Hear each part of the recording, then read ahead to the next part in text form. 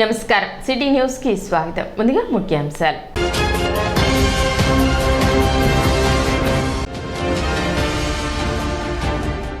బీసీల సంక్షేమానికి కృషి చేస్తాం. తెనాలిలో జరిగిన జయహో బీసీ కార్యక్రమంలో గుంటూరు పార్లమెంట్ టీడీపీ అభ్యర్థి చంద్రశేఖర్ వెల్లడి.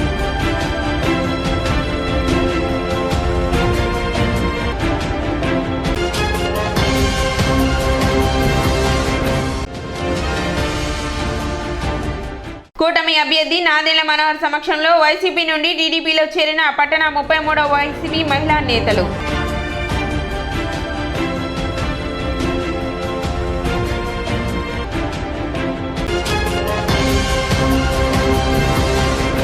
నందమూరి తారక రామారావు పార్టీ ఆవిర్భవించిన నాటి నుండి నేటి వరకు ఎన్నిసార్లు ఎలక్షన్లు వచ్చినా, ఎన్ని పార్టీలు వచ్చినా బీసీలు, రజకులు అందరూ టీడీపీకి అండగా ఉన్నారని టీడీపీ గుంటూరు పార్లమెంట్ అభ్యర్థి పెమ్మసాని చంద్రశేఖర్ అన్నారు. తెనాలిలోని రాధాకృష్ణ కళ్యాణ మండపంలో గురువారం జయహో బీసీ కార్యక్రమం జరిగింది. తెనాలి నియోజకవర్గ నాయకులతో పాటు గ్రామ, మండల స్థాయి టీడీపీ, జనసేన, బీజేపీ నాయకులు కూడా ఈ కార్యక్రమంలో పాల్గొన్నారు. బీసీలను కానీ, రజకులను కానీ ప్రారంభం నుండి ప్రోత్సహించింది టీడీపీనేనని, నేడు టీడీపీతో కలిసిన జనసేన కూడా తాము అండగా ఉంటామని బీసీ నాయకులు తెలిపారు. తమలో ఒకరైన రజకుల జీవనోపాధి కోసం చెరువుల పూడికలు తీసి ఉపాధి అవకాశాలు కల్పిస్తామని అంటున్నారు. అయితే నేటి సాంకేతిక విధానాన్ని ఉపయోగించి జీవన ఉపాధి ఉపయోగపడేలా మిషనరీ అందించి సహకరించాలని కోరారు. పెమ్మసాని చంద్రశేఖర్ మాట్లాడుతూ, శుభ్రంగా ఉండి ఇస్త్రీ చేసిన దుస్తులు వేసుకోవడం అంటే తనకు ఇష్టం. కానీ అమెరికాలో అంత శుభ్రంగా ఐరన్ చేసి ఇచ్చే వ్యక్తులు లేరు. ఇప్పుడు అదే విషయాన్ని కొందరు సోదరులు మిషనరీ ఉపయోగించి పనిచేయాలన్న ఆలోచనను నాకు చెప్తుంటే చాలా ఆనందంగా ఉంది. ఒక వ్యక్తికి తన పనిపై శ్రద్ధ, భక్తి ఉన్నప్పుడే కొత్తదనంతో కూడిన ఆలోచనలు వస్తాయి. జగన్ తన పాలనలో 5 డిప్యూటీ సీఎంలు, మంత్రులను ప్రకటించారు. కానీ ఆ పదవుల్లో ఉన్న ఏ ఒక్క నాయకుడు వల్ల అయినా ప్రజలకు ఉపయోగం జరిగిందా? ఆ నాయకులు జగన్ దగ్గరికి వెళ్తే కూర్చోడానికి కనీసం కుర్చీ కూడా ఉండదు. ఎవరికి కుర్చీ వేయాలో, వేయకూడదు అనేది జగన్ తన కనుసైగల ద్వారా నిర్ణయిస్తారట. వైసీపీలో అయోధ్య రామిరెడ్డి, సజ్జల రామకృష్ణారెడ్డి, పెద్దిరెడ్డి వంటి వారిని తప్ప చెప్పుకోదగ్గ ఒక బీసీ నాయకుడిని కూడా ఆ పార్టీ తయారు చేయలేకపోయిందన్నారు. తల్లిదండ్రులు ఒక వృత్తిలో ఉన్నంత మాత్రాన తరతరాలు అదే వృత్తిని అనుసరించాలని ఏమీ లేదు. ప్రతి ఒక్కరికి విద్య అనేది చైతన్యవంతులను చేయగల సాధనంగా ఉంటుంది. నేను కూడా చదువుకోగలిగాను కాబట్టే ఈ స్థాయికి చేరుకోగలిగాను. చంద్రబాబు హయాంలో రాజధాని ప్రాంతంలో 3 అద్భుతమైన యూనివర్సిటీలు తీసుకువచ్చారు. చక్కని భవనాలు, సౌకర్యాలు, విద్యను బోధించే ఫ్యాకల్టీని అందించండి. యూనివర్సిటీకి కావాల్సిన సకల సౌకర్యాలు తాము అందిస్తామని బాబు హామీ ఇచ్చిన తర్వాతే యూనివర్సిటీలు రాజధానికి వచ్చాయి. మరి 5 ఏళ్లు గడుస్తున్నా సరే జగన్ సీఎంగా ఉండి కూడా కొత్త యూనివర్సిటీలు, పరిశ్రమలు తేలేకపోయారు. కనీసం ఉన్న సంస్థలు ఉన్నత స్థితికి చేరుకోగలిగేలా సౌకర్యాలు కల్పించలేకపోయారు. ఇలాంటి విచ్ఛిన్న రాజకీయాలు చేసే జగన్ లాంటి నాయకులు ఉన్నప్పుడు ప్రశ్నించడానికి, నిలదీయడానికి ఒక పెమ్మసాని, పవన్ కళ్యాణ్, చంద్రబాబు, మనోహర్ వంటి నాయకులు వస్తూనే ఉంటారన్నారు. ఒక పని మీద ఒక వ్యక్తికి అంటే నీట్గా, నాకు చక్కగా నీట్గా ఐరన్ చేసిన బట్టలు వేసుకోవడం అంటే నాకు ఇష్టం.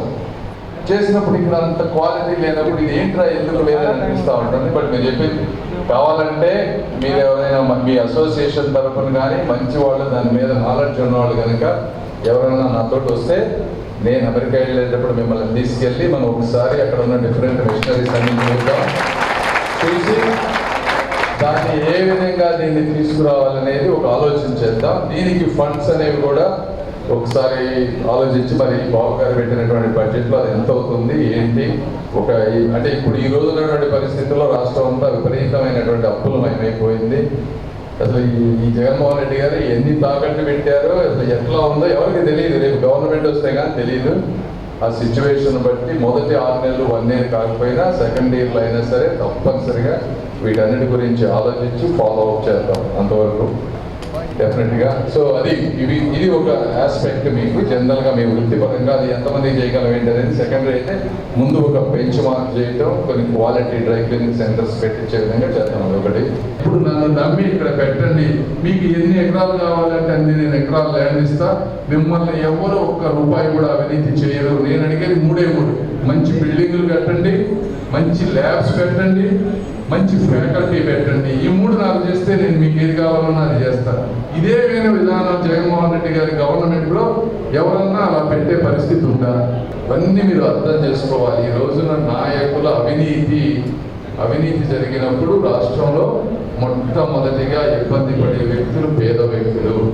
ఇలాంటి జగన్మోహన్ రెడ్డి గారి పరిపాలనని ఈరోజు అంతమొందించడం కోసం ఒక పవన్ కళ్యాణ్ గారు కానీ, నేను కానీ, లేకపోతే రాజా గారు కానీ, నాదెళ్ల మనోహర్ గారు అందరూ ఎందుకు ఇంత కలిసి చిన్న చిన్న ఇష్యూస్ పార్టీల భావజాలాలు కొద్దిగా వేరైనా కూడా అందరూ ఎందుకు కలిసి చేస్తున్నారు అంటే, ఇప్పుడు రాజా గారు ఆయనకి సీట్ రావంటే పాపం ఆయన 10 సంవత్సరాల నుంచి కష్టపడి కార్యకర్తలతో మమేకమైపోయి వాళ్ళ హృదయాల్లో ఉన్నారు. అయినా కూడా ఆయన త్యాగం చేసి ఈరోజు కలిసి పనిచేస్తా ఉన్నారు. పవన్ కళ్యాణ్ గారి పరిస్థితి నాదెండ్ల మనోహర్ మాట్లాడుతూ నారా చంద్రబాబు నాయుడు కానీ, అంతకుముందు ముఖ్యమంత్రిగా పనిచేసిన ఇతర నాయకులు కానీ తీసుకున్న నిర్ణయాలు ప్రజల మేలు కోసం తీసుకున్నవే.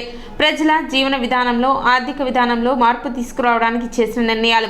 బలహీన వర్గాల కోసం పోరాడిన నాయకులు ఎందరో తెనాలిలో ఉన్నారు.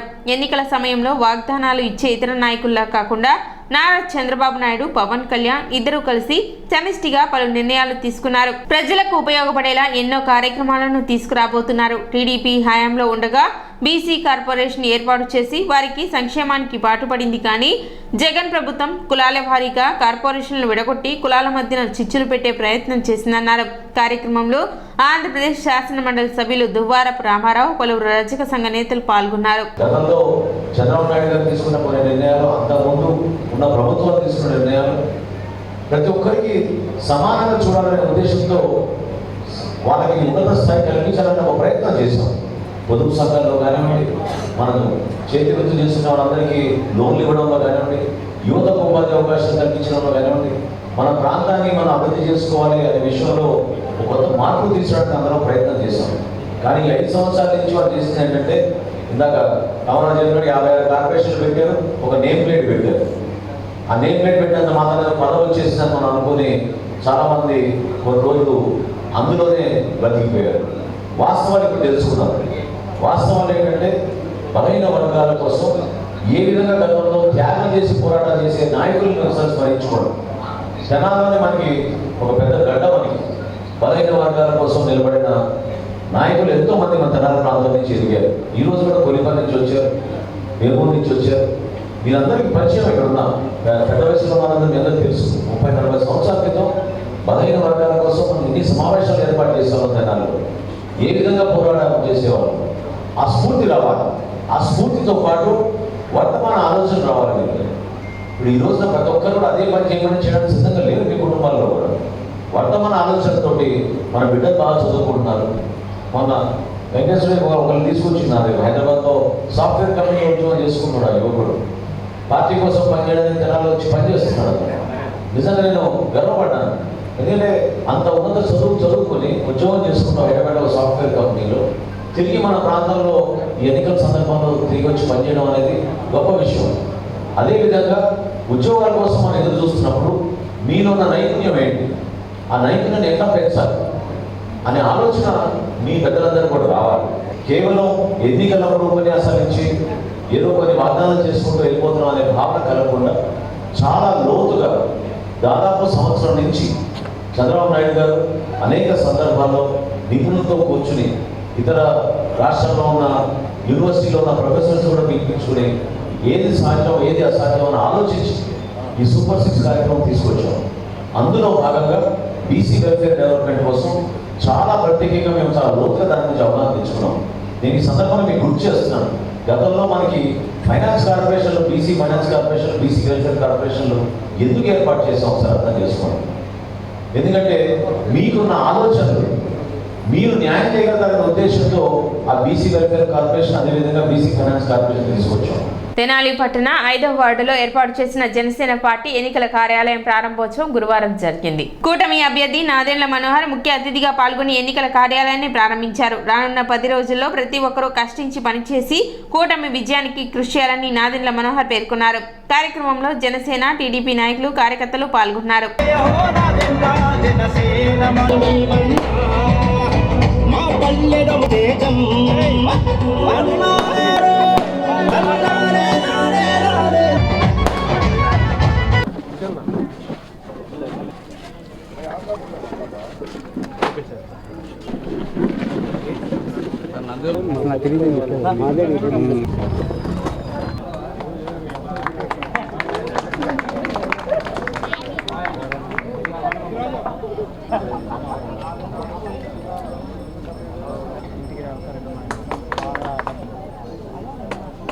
भैया क्या कर रहे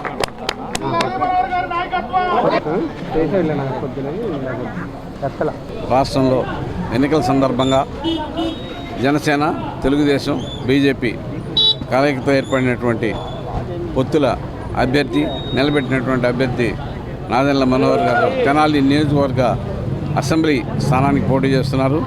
ఈ సందర్భంగా ఐదో వార్డులో వల్లెం మురళి అండ్ యూత్ శిల్పాల శ్రీను ఆధ్వర్యంలో రంగబొమ్మ ఎదురుగా ఈ రోజున మరి ఉమ్మడి జనసేన తెలుగుదేశం బీజేపీ పార్టీల కార్యాలయం నాదెండ్ల మనోహర్ గారి చేతుల మీదుగా ఓపెన్ చేయడం జరిగింది. ఈ సందర్భంగా విచ్చేసినటువంటి మరి వీర మహిళలకు జన సైనికులకు అందరికీ నా యొక్క అభినందనలు తెలియజేస్తూ స్థానిక నందులపేటలోని 5వ వార్డులో మన జనసేన టీడీపీ బీజేపీ కూటమి పార్టీ కార్యాలయం ఓపెన్ చేశాం మన నాదెండ్ల మనోహర్ గారి చేతుల మీదుగా. అలాగే ఎమ్మెల్యే అభ్యర్థి నాదెండ్ల మనోహర్ గారిని, ఎంపీ అభ్యర్థి పెమ్మసాని చంద్రశేఖర్ గారిని భారీ మెజార్టీతో గెలిపించాలని మనస్ఫూర్తిగా కోరుకుంటూ పట్టణ 33వ వార్డుకు చెందిన పలువురు వైసీపీ మహిళా నేతలు జనసేన పార్టీలో చేరారు. గురువారం బోస్ రోడ్లోని జనసేన పార్టీ కార్యాలయంలో నాదెండ్ల మనోహర్ సమక్షంలో పార్టీలో చేరారు. జనసేన నాయకులు కోట అక్కేశ్వరరావు, నన్నపనేని రాంబాబు ఆధ్వర్యంలో న్యాయవాది నన్నపనేని వాసంతి, నన్నపనేని త్రివేణి, వైకుంఠపురం మాజీ trust board director Lingineni Sujatha, Lingineni Sambasiva Rao, Gopisetti Gopi తదితరులు పార్టీలో చేరగా వారికి నాదెండ్ల మనోహర్ పార్టీ కండువా కప్పి జనసేనలోకి ఆహ్వానించారు. జగన్మోహన్ రెడ్డి అవలంబిస్తున్న ప్రజా వ్యతిరేక విధానాల వల్లనే నేడు ఆ పార్టీ నేతలు వైసీపీని వీడి జనసేనలో చేరుతున్నట్లు నాదెండ్ల మనోహర్ తెలిపారు. కార్యక్రమంలో పలువురు జనసేన పార్టీ నాయకులు పాల్గొన్నారు. చాలా సంతోషంగా ఈ రోజున వైఎస్ఆర్సీపీలో గతంలో అనేక పదవులు అనుభవించిన వాసంతి గారు, త్రివేణి గారు, సుజాత గారు ముగ్గురు కూడా ఈరోజు జనసేన పార్టీలో చేయడం మనస్ఫూర్తిగా మేము ఆహ్వానిస్తున్నాం, అభినందిస్తున్నాం.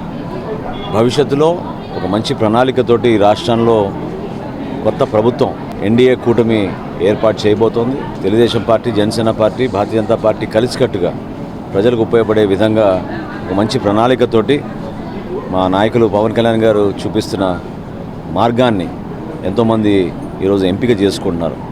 ఇంతకుముందు గంట ముందు కూడా మన హాఫ్పేట నుంచి చాలామంది బలహీన వర్గాలకు సంబంధించిన వ్యక్తులు, సీనియర్ నాయకులు చాలామంది వైఎస్ఆర్సీపీని వీడి వాళ్ళు కూడా ఈ రోజున జనసేనలోకి చేరడం జరిగింది.